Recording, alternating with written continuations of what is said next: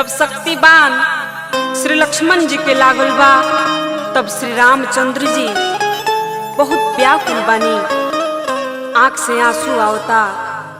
सोचा तनी कि मैया के का मुंह दिखाइब। ताई भक्त पौना भाव से भगवान श्री रामचंद्र जी के महिमा के यह दुख के घड़ी में दर्शावता। आई सुनी सभे। ले के गोदी में लहू लुहान, ले के गोदी में लहू लुहान, रोवे ले श्री राम जी।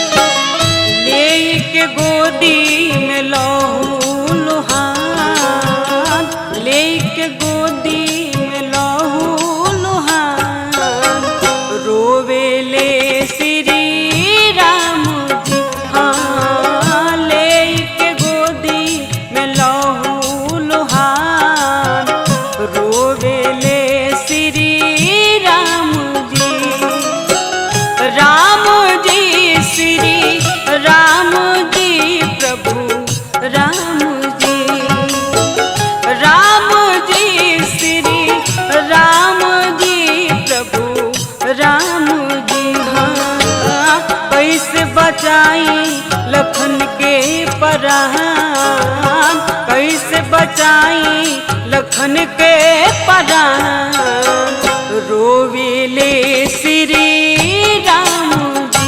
हाँ ले के गोदी में लहू लुहान, रोविले श्री राम जी।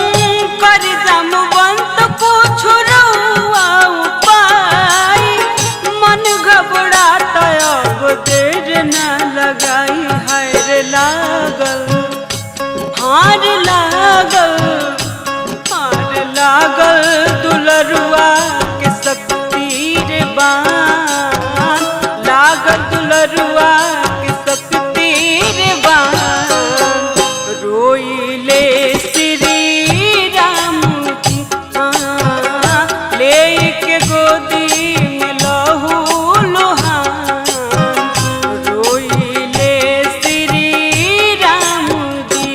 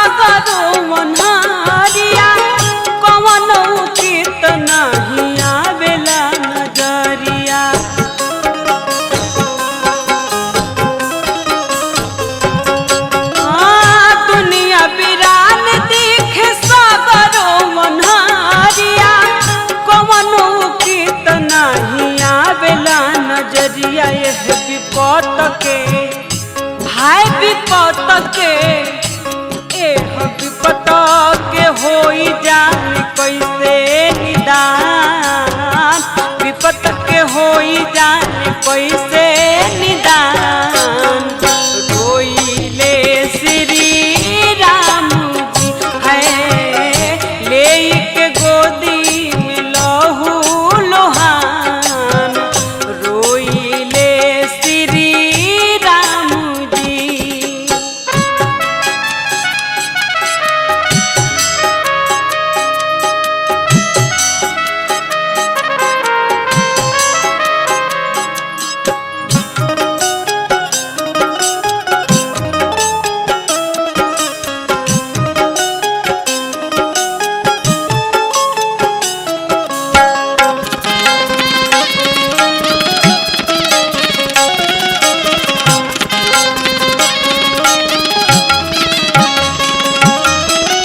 माता सुमित्रा से देव का सफाई बिलख बिलख